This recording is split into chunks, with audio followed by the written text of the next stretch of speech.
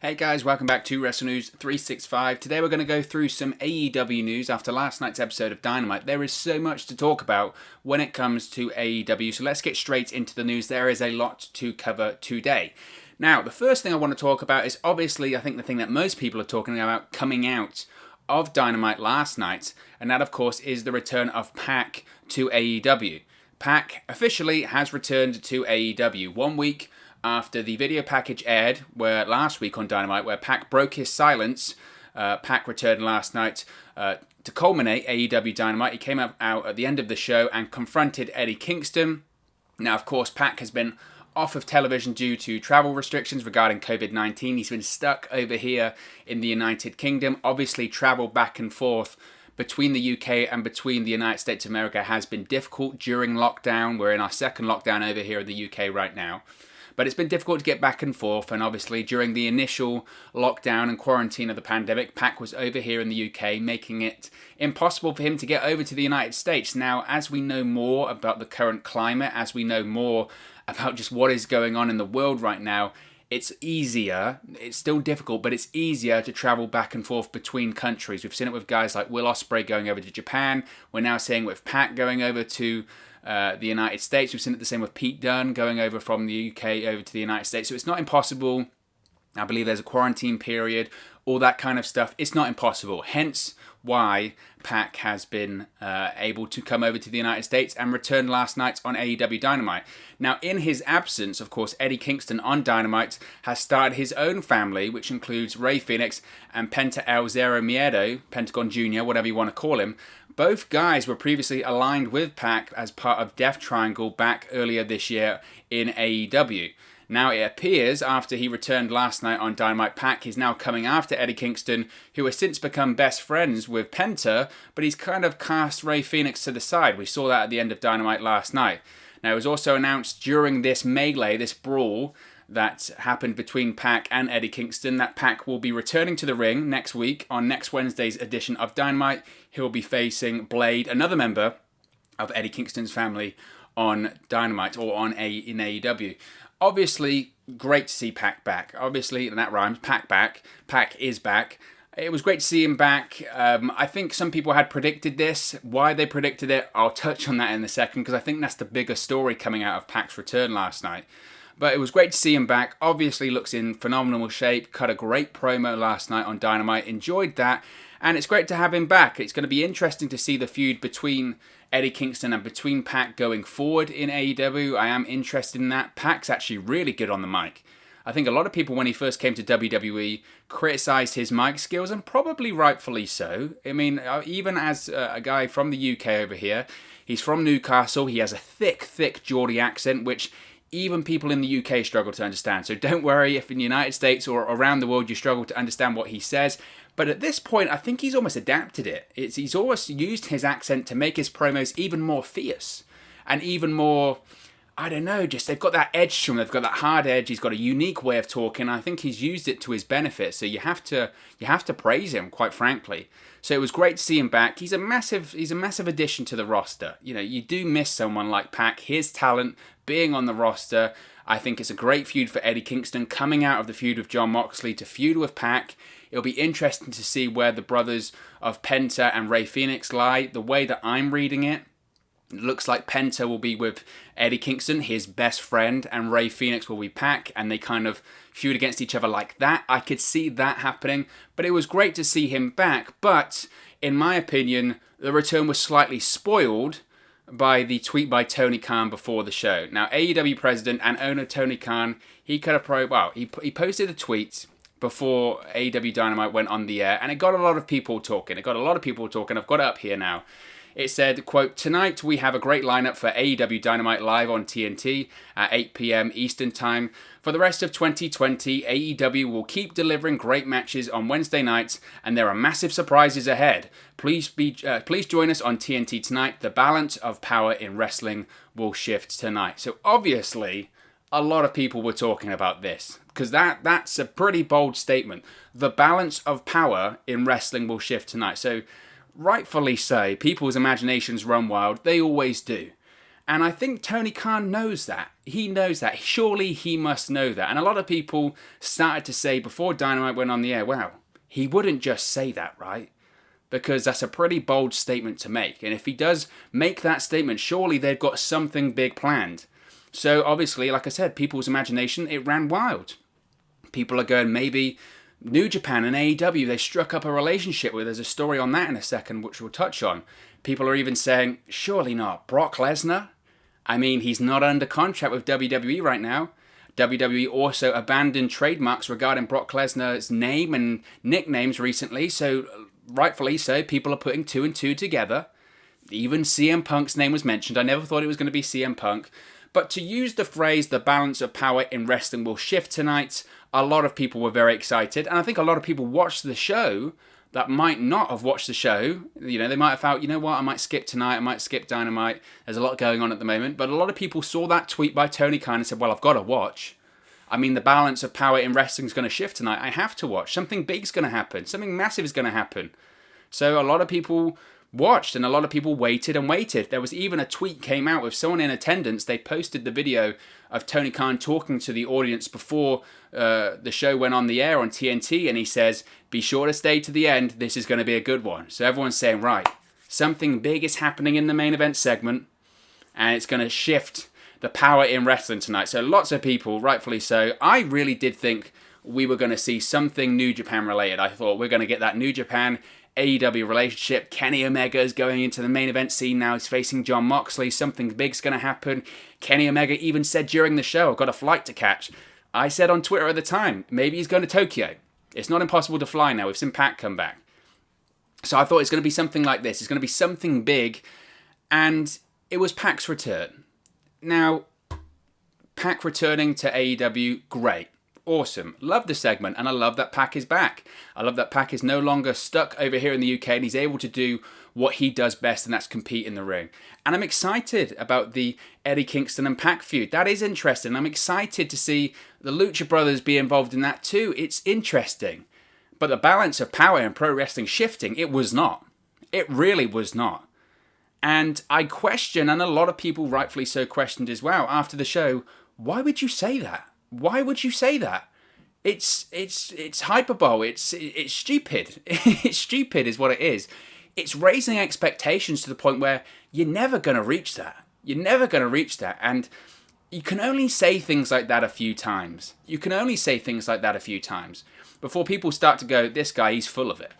I mean, shifting the power in pro wrestling, a relationship between New Japan and AEW would have certainly shifted the power, because then you start to say, whoa, there's some legitimate big names from New Japan that can come over to AEW. That relationship, that's a big deal.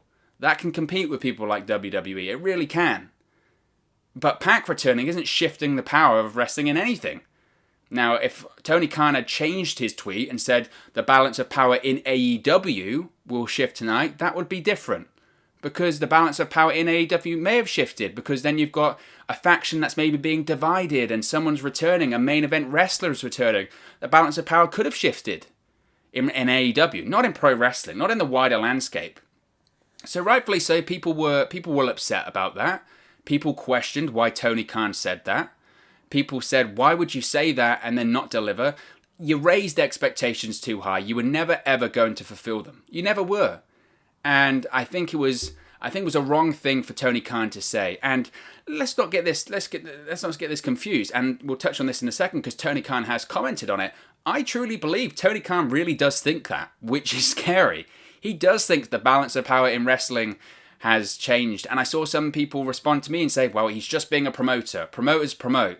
And they hype things up, and that's not really the case. The worst thing I got with it was people were saying, well, if this was WWE, you wouldn't say that, because WWE do it all the time. And again, my response to that was, I hate when WWE does it. I hate when AEW did it. I hate when any pro wrestling company does it. I hate when any television show does it. When any TV show or film hypes something up, suggests that something really, really big is going to happen, and then they don't deliver, you feel used as a viewer. You feel used. You're like, you tricked me. You fooled me. You suggested something huge was going to happen, and it didn't. And if I was PAC, I would probably be a little bit upset, to be honest. Because if Tony Khan hadn't said that statement, If he'd have just said, oh, we've got some big surprises, or, just make sure you tune in, it's going to be a big show tonight, and then you had PAC return at the end of Dynamite, everyone would have said, great. Everyone would have popped for the surprise and said, what a great ending to Dynamite. They might have seen it coming, or they might have not seen it coming. Regardless, they would have said, what a great ending. What a great ending. PAC's back after 7 months. Awesome. Awesome. Great to see him back. But instead, coming out of it, people were saying, what a letdown.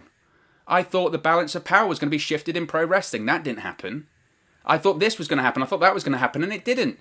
You suggested something was going to happen, and it didn't happen. That was a real disappointment to me. And I think a lot of disappointment to other people. And maybe shame on me, and maybe shame on the other people, and maybe we were wrong to get our hopes up. But the president of the company did suggest that we should. He did suggest that we should, and I don't know. It rubbed me the wrong way. I had a bit of a bad taste in my mouth after that. It was just, I don't know. I don't think he needed to say it. And I think it was an unnecessary line for Tony Khan to use. Nevertheless, the president of AEW has defended this balance of power shifting line.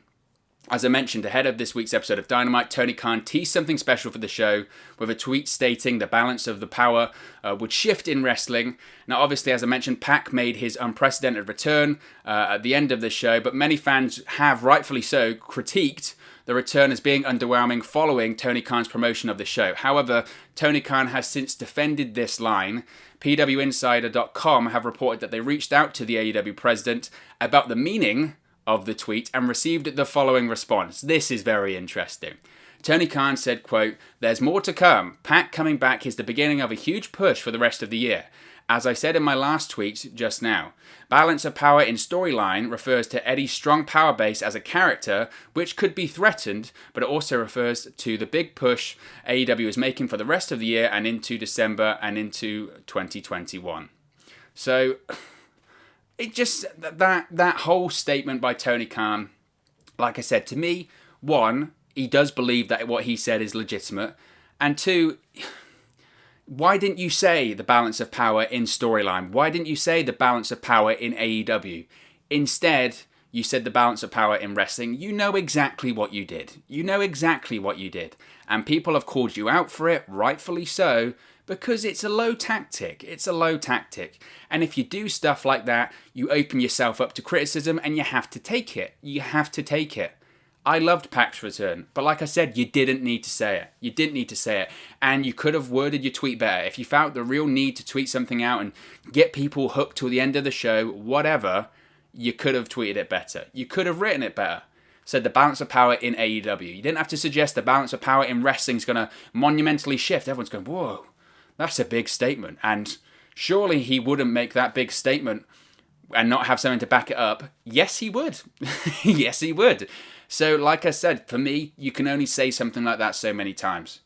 I think people will look at it differently now. People will look at Tony Khan differently now. When he says something like this in the future, this big, oh, be sure to tune in, the balance of power is changing, or something earth-shattering is going to happen, people are going to shrug, like I just did, and say, well, really? Is that really the case?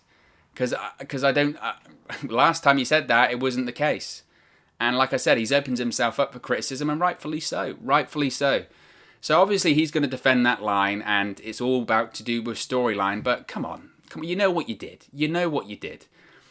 But as I mentioned, this potential relationship between AEW and New Japan is potentially in the works. It can happen. Tony Khan has also spoken about forming a relationship with New Japan, and he said it might be easier with Harold Meiji. I'm not very good at pronouncing these names.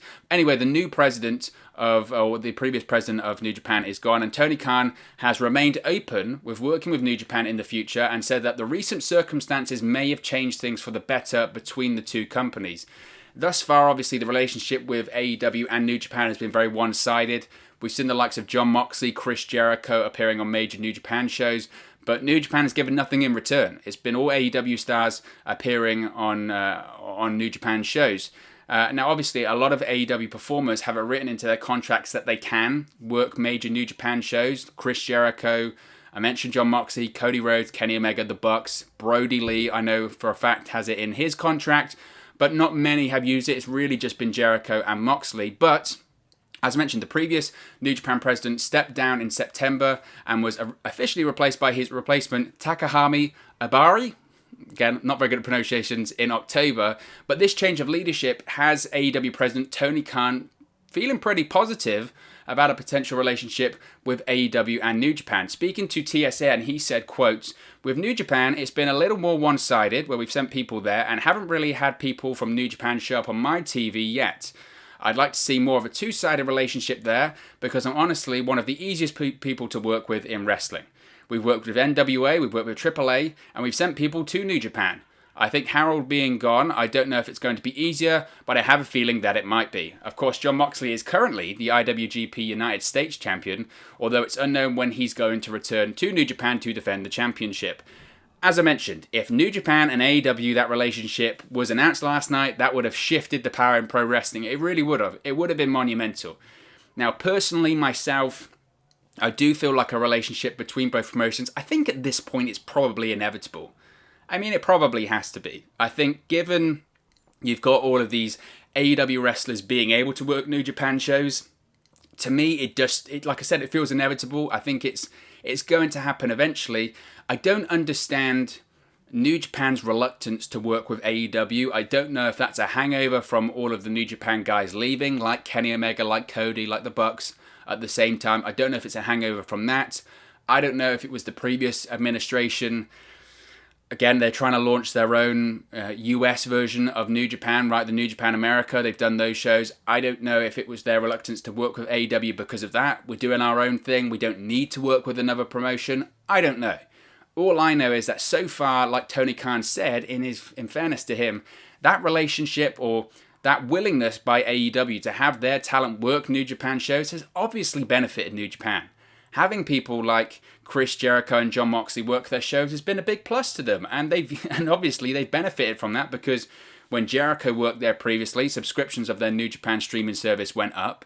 Jon Moxley is the IWGP United States Champion. Chris Jericho was the Intercontinental Champion there as well. He's worked with big names. Obviously, it's their benefit. So I think eventually AEW is going to want something in return, right? They have to. That's just business. So I do think it's inevitable at some point. I think it hinges on the success of New Japan's US brand. Can that work? Will that work? Either way, I think it's inevitable. And I really would love to see it. Of course, everyone wants to see Okada, Ibushi, Tanahashi, all of those guys, Jay White. We want to see those guys in the United States. We want to see those guys in AEW. And to be honest, from an AEW point of view, you talk about the comparison to NXT and the Wednesday Night Wars, and I've always said this, the reason AEW beats NXT is because they have bigger stars. You can't tell me that having Jon Moxley and Chris Jericho and Cody Rhodes and Kenny Omega, that beats the hell out of NXT, because their biggest star on that brand is maybe Finn Balor. It's non-comparable, really. And the reason I say that is because if Chris Jericho or Jon Moxley re-signed with WWE tomorrow, they wouldn't be on NXT. They'd be on Raw and SmackDown. They wouldn't be on NXT. So that's why AEW, for me, just easily beats them most of the time. Obviously, people can say about the product and the TV-14, etc. That does factor into it, of course. But they have bigger stars. And if AEW got some of those New Japan stars, it wouldn't be close. It would not be close. You're telling me you're having shows with Okada, Ibushi, Tanahashi, Jay White on there? It would be a stacked roster, even more stacked than it is now. You'd have more stars on the roster than you do now. It wouldn't be close. I think NXT really hopes that relationship with New Japan and AEW doesn't happen, because it would not be good for them. It really would not be good for them. But also last night on Dynamite, we also saw something else. We saw a bit of big news in what we saw the debut of Jade Cargill make her debut for AEW, and she also teased the arrival of Shaquille O'Neal in AEW. Yes, she's ready to bring SHAQ with her. It appears that Shaquille O'Neal will be headed to All Elite Wrestling. Now, obviously, in the segment last night, Cody Rhodes came out. Cody Rhodes actually able to call himself Cody Rhodes again. He addressed the crowd on Dynamite for the first time after losing his TNT Championship Saturday at Full Gear. He gave credit to Darby Allin for being the better man, said he wasn't going to challenge for an immediate rematch, but did say he wanted to have a rematch with MJF. But after that, he was interrupted by the debuting Jade Cargill. Cargill warned that Cody had woken a sleeping giant, and that giant goes by the name of SHAQ. Cargill was then cut off at the end of the segment by Brandy Rhodes, who just, ripped her apart verbally. It's one of the... You gotta go and see it, honestly. She absolutely destroyed her on the mic. But then the segment after that got even more chaotic because Team Taz, Brian Cage and Ricky Starks came out, attacked Cody before he was saved by Darby Allin. Will Hobbs came out as well. Very chaotic, but this to me isn't much of a surprise. When SHAQ signed a new deal with TNT back in August, even in the press release, they basically said that SHAQ was going to make some appearances for AEW, so that's no surprise. I will say the segment really, really didn't do it for me. It really didn't. Jade Cargill, look, she was debuting. I felt watching her that she looked very nervous. She talked incredibly slow. And this is a guy, obviously, I know I talk very, very fast, but her slow cadence was just very methodical and like this. I've got a sleeping giant. It was just so slow, and it just didn't do it for me. Obviously, a lot of people rolled their eyes when they said SHAQ. You know, Shaquille O'Neal, look, NBA legend, obviously, sports star. He's currently an analyst for TNT as well. He's got his own reality show on TNT too. But at the end of the day, he's 48 years old and he's not exactly in the shape of his career. So it was a strange segment. It was very much a cluster segment. But as I mentioned, it's not surprising. It isn't surprising because obviously SHAQ's relationship with TNT, TNT's relationship with AEW, Dynamite, maybe even launching a second show as well. It's not surprising. I would assume the involvement of Cargill and then having Brandy Rhodes come out afterwards, to me, looks like we're heading in a bit of a mixed tag situation. So it'll be SHAQ and Cargill versus Cody and Brandy Rhodes. And look, I mean, I'm one of those people, I don't really care to see it, to be honest, but business is business. I've said this so many times here on this channel, and I'll say it again here. I didn't have a problem with Tyson Fury showing up. I never had a problem with Floyd Mayweather showing up. I didn't have a problem when it looked like Shaquille O'Neal was going to face the Big Show at WrestleMania. Why? Because business is business. As I mentioned, AEW has the relationship with TNT. As I mentioned, they're looking for mainstream press. They're looking for sports press. They're looking for more eyeballs on the product. I never have a problem with this because so many wrestling fans get so uptight when an outsider, right? An outsider comes in to the company or an outsider comes into the promotion. Oh, they shouldn't be on TV. They don't deserve to be on TV. They bring eyeballs. They bring eyeballs. Mike Tyson was so pivotal in the Attitude Era of WWE going up against WCW because for that period of time, he helped Steve Austin get white hot and he got eyeballs on the product. That's why they always do this kind of thing. Whether it is Floyd Mayweather, whether it is Shaquille O'Neal, whether it is Tyson Fury, whoever, they do it to get eyeballs on the product. People that don't watch AEW or WWE normally, if they see Shaquille O'Neal, they're an NBA fan, they go, you know what, I want to see Shaquille O'Neal wrestle a match. I'll watch Shaquille O'Neal wrestle a match. I'll buy the pay-per-view where Shaquille O'Neal's wrestling. They'll do that, and it does happen. It does happen. It's an attraction. So I really don't have a problem with it. As again, I don't care to see it. I think the ship has certainly sailed of SHAQ competing in a wrestling ring. I think the last chance was the Big Show. When was that meant to be? WrestleMania 33. That was in 2017. So 3 years later in 2020 or possibly 2021, do I want to see SHAQ compete in a wrestling ring at 48, 49 years old? No, not really, but I get it. It's business, and that's what it is. And SHAQ, by all accounts, is doing some pro wrestling training. There's been pictures of him at the Nightmare Family, which Cody co-owns with QT Marshall. So look, I get it. I totally get it. I just don't really care for it. Also, it was announced last night that an AEW World Championship match has been set for the 2nd of December edition of Dynamite.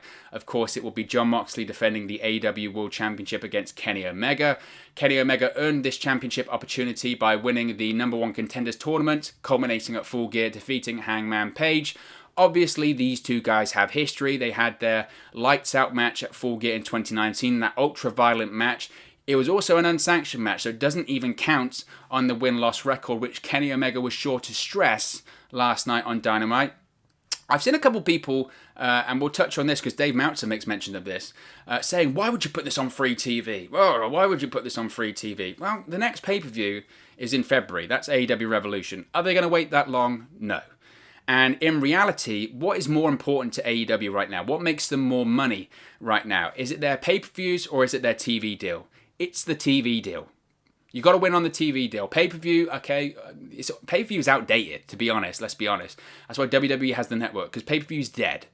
I don't know how much money AEW makes on their pay-per-view. It's certainly less money than they make for their TV deal, for TNT. You want to pop a big number at the end of the year. That's what they're looking to do. And for me, Jon Moxley, Kenny Omega World Championship's probably the biggest main event that AEW can do right now. So I'm really excited for it. It's on free TV. It'll do a big number. It will absolutely destroy NXT, like they do anyway in the ratings, in total viewership and in the demographic. I really don't have a problem with it. I saw some people said, I can't believe this isn't on pay-per-view. The TV deal is more important. The TV deal is far more important than pay-per-view to AEW right now. The TV deal with TNT is what made AEW profitable in its first year, which wasn't even on the cards. That wasn't the plan. AEW was profitable in its first year because of the relationship with TNT. So of course that's more important. And they want to do a big number at the end of the year. It makes total sense to me, and I'm very excited to see it. Now finally, speaking of Jon Moxley and his AEW World Championship, we got a bit of news about possible next plans for his World Championship and a potential challenger.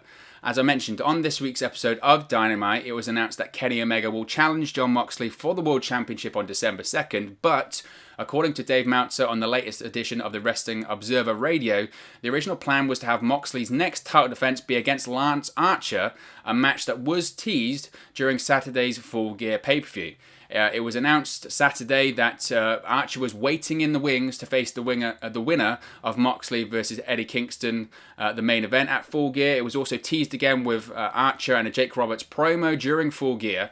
But Meltzer noted that although he's uncertain if Moxley and Archer was, quote, forgotten about or postponed, it is obvious that, quote, something is going on there and AEW is going in a different direction. He also mentioned that it's surprising, this is what I mentioned here, for Jon Moxley and Kenny Omega to have, quote, a pay-per-view caliber match to air on TV rather than be saved for the next pay-per-view. I don't know. When I read that report, I just shook my head at that one. One, the TV deal is more important. It's the biggest pay-per-view, biggest main event rather, that AEW can do right now is Moxley versus Omega. I don't have a problem with it being on free TV. I think it makes sense, if anything. And the idea that, something changed, they're going in a different direction between Moxley and Omega. Well, Omega won the tournament. So obviously the plan was to have that match next. Obviously I know that they hinted at it, that Lance Archer could be waiting in the wings. I just felt personally it was just a way to have Lance Archer have something to do. Lance Archer wasn't on the TV program last night, and is there a desire to see Jon Moxley versus Lance Archer again? I don't think so. If anything, I think it protects Lance Archer that he's not involved in another Jon Moxley match, because he would lose again. And that would be the third big match he's lost in AEW. Because he's on this cycle at the moment that he gets built up, destroys everyone, gets in a big main event match or a big major match, and then he loses. He's the monster that gets built up and loses. Whether it's Cody Rhodes for the TNT Championship or Jon Moxley for the AEW World Championship. And it would happen again. If that match happens, if or when it happens, it would happen again. So I think, if anything, it probably benefits, to be honest, Lance Archer in that run. And I disagree with him, Dave Meltzer, just saying, they've gone in a different direction. Why? I'm not sure why they would have Moxley versus Omega next. Because he won the tournament. Because he's the number one contender. Isn't that the point? Isn't that the point of the tournament? I don't know. It's just very confusing. But regardless, we're getting Moxley and Omega next month, and I'm very much looking forward to it. But of course, as always, this is just one man's opinion. What are your thoughts on all of these AEW news stories? Let me know your thoughts in the comment section below.